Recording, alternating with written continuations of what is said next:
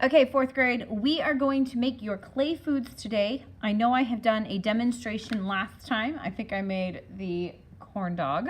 But I do not have a video for you to do a review, so I'm going to do one very, very quickly. Okay, supplies you're going to get are a placemat, a section of clay, it's not going to be huge, and then you have a variety of tools that you can use. Rolling pins for slabs. I've got a red container over there that has a bunch of different buttons and things in them you can use for textures. Carving tool if you're going to score and slip to stick things together. And then the cup of green sticks that you can use to cut out and make different shapes as well. There's also a variety of different fabrics, meshes, and things like that that if you want to use for a texture, you can as well. Each table is also going to get a cup that has just a little bit of water in there for you to stick things together. Remember, the first thing you need to decide is what type of food you're going to make. It has to be a food, has to have a coil, at least one. A coil, remember, is those long snake-like pieces. Has to be a vessel, so has to have some part of it to be able to hold something, and has to have a lid as well. So what I'm going to make for you is a piece of cake because you can do a lot of different things with the cake. I'm going to make mine a square piece of cake. I know a lot of times the cakes I've done have been triangle shaped, but I'm going to use a square now. So I'm going to take a small piece of my clay and I'm just going to pat it down, get it started. Okay, and then I'm going to use my rolling pin to roll out my piece of clay for the bottom section of my cake. I don't want it to be super thin, don't want it to be super thick either. Then I'm going to cut that into, I think I may make this a little bit more of a rectangle than a square. Oops. Okay, there we go. All right, there is mine. Before I start adding on my coils and different things to it, I'm gonna go ahead and turn it over and put in my initials. You can use the pokey tools or you can use the green sticks, but remember, you're not carving into it. You're simply dragging it across the surface to make your initials like that. You don't have to do your class code or anything like that, just the initials. So I'm gonna set that there, and now I'm gonna start making the coils for the layers of my cake. So I'm gonna take my scraps here, combine them together, make a ball kind of, and then I'm gonna just roll it in my hand. You can kind of also squeeze it out into a kind of tube shape and then roll it in your hands. The big thing with rolling it is you wanna keep your fingers spread out. If you decide to roll it on your table, that's fine. Nice big hand to get it to rolling, kind of rolling your hand back and forth across on it as well. Something like that. If you're doing this and your coil is cracking, not a problem. You don't need to restart, because remember, every time you restart with your ball of clay, it dries out your clay. So if it cracked on you the first time and you restarted, guess what's going to happen? It's going to crack even more on you because it's going to get drier. You can take smaller pieces of coil and put them together to make it look like one large coil. Before I add this on, I'm going to use my scoring tool to just score some marks here on the side. Hopefully your clay will still be pretty wet, that you won't need to completely get everything super saturated. If you do end up sticking some pieces together without slip, as long as they're pretty wet still, it should still work. Okay, going to take mine and place it on here like so. If you end up with too much, simply take a tool, cut it off there. Okay, there's one layer of cake. I'm gonna go ahead and make my other two coils as well. Now, I am going to do this with one large piece because I have been practicing at making coils for a very long time. So this is not too tricky for me. If making the coils for you tends to be tricky and you're having a hard time with it, don't start out with a large section of clay. Start out with something a little bit smaller for you to be able to roll it out easier. Large pieces of coil like this you have to constantly be moving your hands to different areas on your clay. So that way some parts don't get too thick, some parts don't get too thin. Okay, so there's that. For the sake of time, I'm gonna stick mine together without scoring. Like I said, your clay should be fairly wet, so if you just add water, that's fine. Okay.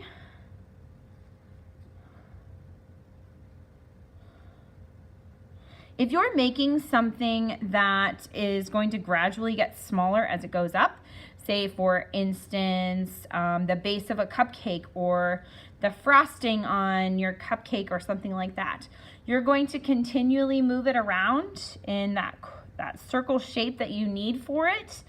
But as you go around, it's going to go out farther, so that way your coil will gradually get bigger.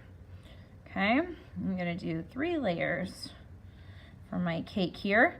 If you're doing a cupcake as well and you have a pinch pot for the base of it, remember to make sure that the bottom of your pinch pot sits flat. You need to kind of gently press it down. I'm gonna cut off these little corners here so that way the bottom of my cake matches the shape of my coils as well. Okay. So there is my cake. I've got my 3 layers plus the base of it. So I guess I actually have 4 layers. There's that. Now I need to make the top of my cake. So I'm going to take a small section of my clay here. And in order to make sure that your lid fits, we're going to do a trick here. So I'm going to roll this out, maybe a little bit more. Pressing it down. You can do any type of food that you want. If you can make it out of Play-Doh, you can make it out of clay. It's basically the same thing. Play-Doh does not dry out on you, which is another tricky part, but clay does. So something to think about. Okay, what I'm gonna do here is I did not put any water on it, but I'm simply going to place it on top. I'm not quite big enough yet. I think I need to add a little bit more clay.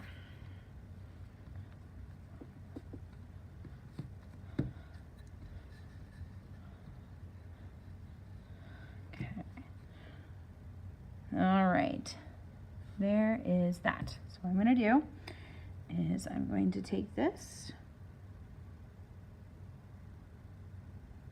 and I'm going to carefully travel around my cake here this way.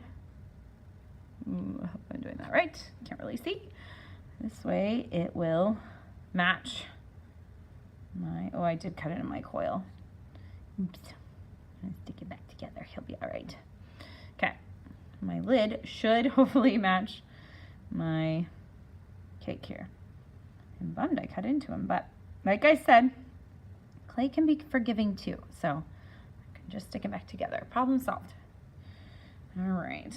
So now my lid pretty much matches the top of my cake there, but I'm not going to leave it on because if I do, it's going to sink down into my vessel area and my lid will not dry flat. So I'm going to have him lie flat. I'm going to take the base of him, put my initials on. Remember, your lid and your vessel both need to have your initials on it. Okay. Then you can use your other clay to add things on as well. Remember, anything that you attach together, you need to score and slip. I'm going to show you a little bit of how, if you're doing frosting or whip topping or something like that, how you can make that coil so that it gradually builds up on itself. Okay, so I'm going to show you how to do that real quick. And then I think I'm going to be done.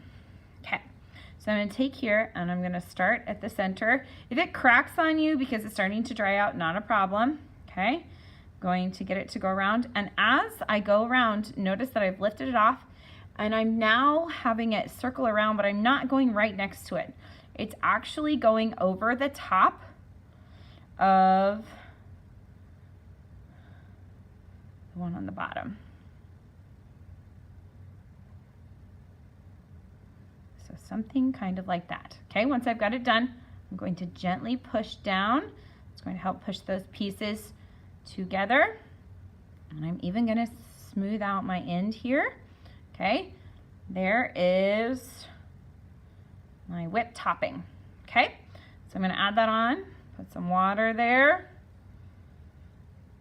And I'm going to add it on to, to the top of my cake. And just so you can kind of see some of the designs that you can do, I'm going to do a little bit of design here